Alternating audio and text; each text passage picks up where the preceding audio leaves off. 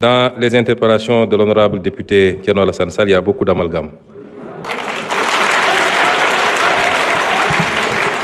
Je n'ose pas mettre ça dans la mauvaise foi, mais je pense qu'à un certain niveau, il faut prendre le temps d'aller écouter ce que les gens ont dit et non pas de se laisser emballer par les commentaires et les commérages. Je n'ai jamais dit que tel fonds était haram. J'ai dit que la caisse noire. Je voudrais après que vous ayez le temps d'écouter par vous-même. J'ai toujours dit que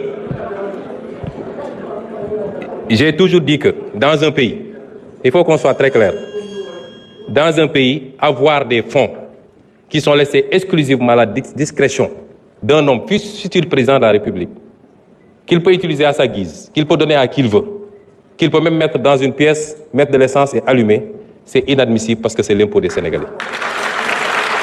Par contre, dans tous les pays du monde, et même dans ceux qu'on appelle les plus grandes démocraties, il y a ce qu'on appelle les fonds secrets, qui permettent de régler des situations qu'on ne peut pas afficher publiquement et qui font l'objet d'un encadrement. Et en étant député ici, et en étant dans l'opposition, j'avais fait même des propositions sur cet encadrement-là. Et cela correspond à la vision de PASTEF qui sera matérialisée dans la gestion de ces fonds secrets. Parce que nous respectons toujours nos engagements, vous ne les avez jamais pris. Ça veut dire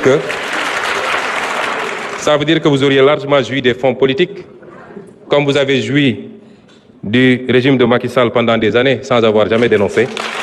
Et vous ne pouvez pas aujourd'hui donner des leçons.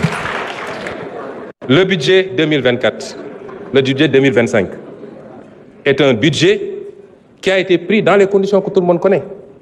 C'est un budget à minima qui a permis au moins de sauver cette année budgétaire, de ne pas être face à un blocage à la date, à l'échéance.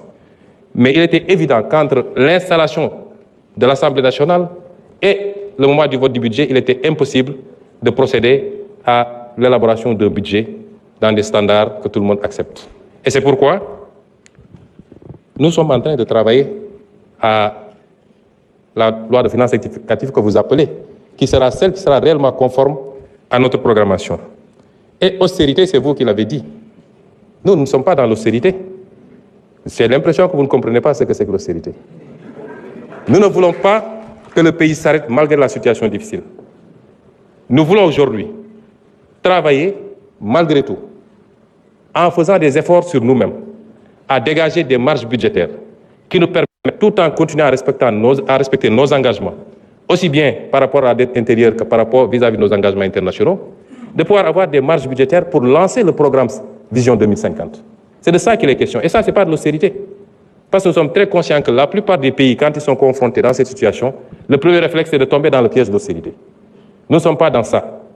Nous sommes dans le réaménagement qui nous permettrait, tout en tenant compte de la situation catastrophique dont nous avons hérité, de faire les bons choix en rationalisant la dépense publique et en dégageant des marges qui nous permettent, dès la semaine prochaine même, dès les jours à venir, de commencer à lancer le programme, que l'économie ne s'arrête pas, que l'investissement ne s'arrête pas et que nous puissions continuer à produire de la croissance, indépendamment de la croissance qui peut provenir des secteurs qu'on connaît habituellement, notamment le pétrole et l'agriculture. C'est ça qu'on est en train de faire. Ça, ce n'est pas de l'austérité, M. Thierno Alassane Sall. Et donc, il faut réviser et revoir un peu ces notions. Et vous dites que nous sommes restés 11 mois sans prendre de mesures. Ah non. Durant ces 11 mois, on en a tellement pris des mesures correctives.